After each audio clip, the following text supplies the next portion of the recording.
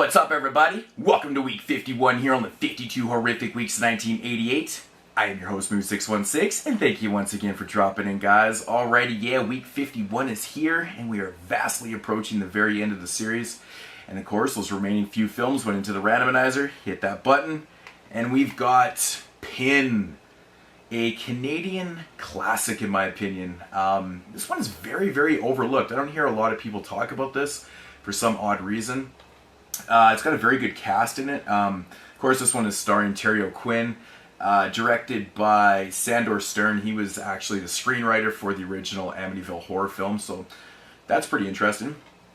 But yeah, getting into the plot of this one. Basically centers around your two main characters. At first, it tells the backstory of them, which is Leon and Ursula, their sisters. Their father, played by Terry O'Quinn, is a doctor. Now they seemingly are normal children. They kind of grow up in a, well, seemingly normal house. Anyways, with the exception of their mom's a little odd. She kind of needs to overclean, and she has very quirky things about her in that way. And also their father's very quirky too, in the sense that he has a anatomically correct doll that actually teaches kids and his patients and stuff like that about, life things and, about sex and stuff like that. Now, the odd thing about this anatomically correct doll is that he basically has the kids and everyone around convinced that it talks. Well, mostly the kids. So, of course, Ursula and Leon, they talk to this thing. Of course, the doll Pin won't talk to them, unless, of course, the father's in the room too. But they don't know that. He's using, ventriloquism, basically to, speak to the children and answer their questions and whatnot. So it's a very odd kind of situation. Ursula is not really fully convinced that, the doll Pin is actually able to talk. She figures it out. But on the other hand, Leon does not, and he becomes kind of obsessed with this doll throughout his childhood and stuff like that. Move forward a little further. Basically, what happens is Leon and Ursula's parents end up getting killed in a car accident, and they become orphaned. But they're a little older now, so Leon starts taking care of Ursula and whatnot and stuff like that. And by this time, he is basically starting to kind of lose his mind, because growing up as a kid, he didn't really have any friends, and he relied on talking to Pin. And he is fully convinced himself that Pin is actually real and talks to him and stuff like that. So now that he's, older and can take care of himself, he starts really kind of relying on Pin as being his only friend and stuff. And yeah, and he just kind of goes pretty much insane about this doll. He actually starts to basically kind of dress up the doll and look like him and stuff, and like I said, he's totally convinced that this doll is actually talking to him and whatnot. So he has a full-on relationship. Everyone around him knows it's kind of bizarre and stuff like that, and it basically just escalates from there and gets kind of mad and crazy. So I'll just stop right there. That's the the premise of the film right there. Now my thoughts on this one: very interesting psychological type thriller.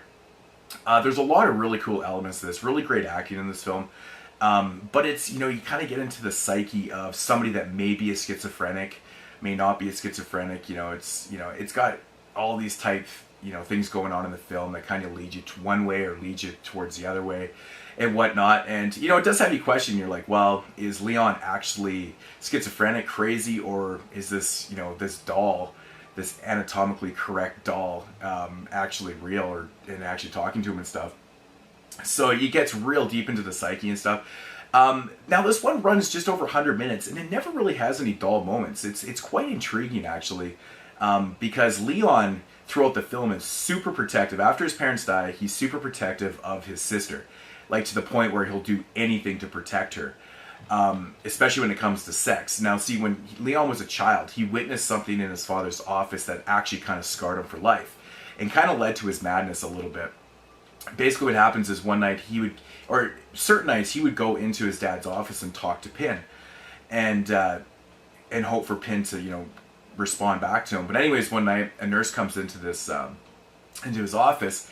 So he runs and hides in the other room, and he watches this nurse basically molest this anatomically correct doll, which, you know, actually does have a real penis. So she kind of has sex with this doll, and he witnesses it, and he gets scarred for life and stuff. So he's got this thing with sex. He's just so against it. And his sister, of course, starts to experiment when she's in high school. He starts losing his mind. So throughout the film, he's super protective of her, and he's just grossed out by the whole fact, and, you know, kind of leads to his madness a little bit there. I really like that angle that they threw into the film. You know, the whole sex thing and him being a schizophrenic potentially and stuff like that. And there's a lot of really cool things. It's kind of a slow burner, but not really. You know, it doesn't really need a lot of main, you know, crazy action and you know, shit like that going on. It just needs absolutely none of that.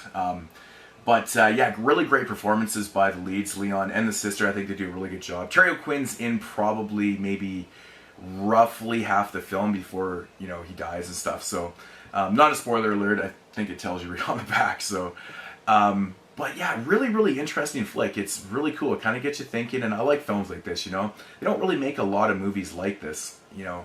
So but yeah, I gotta say the doll, Pin, which is actually short for Pinocchio, which apparently Ursula named as a child. And so it kind of has that whole, you know, Pinocchio story going too, you know, the doll, you know, becoming real and stuff like that. So it's kind of like a really offbeat Pinocchio story in a way, which I find kind of fascinating too, because I actually just reviewed another movie that was very similar in theme, which was Silent Night, Deadly Night Part 5, The Toy Maker, which deals with the whole Pinocchio Geppetto thing. Very interesting flick though. This one definitely needs to be seen. I think it's, you know, it's a underrated classic in my opinion. I think it's just a fantastic flick all around. Very cool stuff. Like I said, the fucking doll in this is just so damn creepy, especially after Leon makes the doll look exactly like him. Man, even thinking about it right now just kind of makes me laugh. But oh, I'm sorry guys, I apologize. I'm really sick right now. Trying to get through this review. It's taken me a couple times. But yeah, Pin, Canadian classic, my opinion. I'm not even being biased because I am Canadian, but no, this one's just overlooked. It's so sad. But if I had to rate this, I'll probably give it a solid 9 out of 10. I really enjoy this film. I think it's fantastic. It's one that you could probably dissect to hell. This is a great one probably to write a paper on or something. But yeah, really a lot to say about this one, but I don't want to give anything away. So anyways, guys, definitely check out Pin. Fantastic flick. And yeah, I'll see you guys next week in the final review of the 1988 series. And like I said a couple reviews ago, I said I'm not going to bring the series back next year. I am going to focus on other things on the channel and stuff. And yeah, it was fun. It was a 2-year run. Had a lot of fun doing this and whatnot. Somebody actually asked me the other day, is like, you're not bringing it back because you can't find another year? And I'm like, actually, no, I could totally do a couple more years. I have enough films from like 1987 and a couple other years to fill up a whole 52 weeks thing again. But I'm just going to focus on some other things and do some other stuff. So anyways, guys, I'll see you next week in the final review. Very curious to see what comes up. I really hope it's like one of 2 films, but well, I guess we'll all have to wait and see. Anyways, guys, peace out.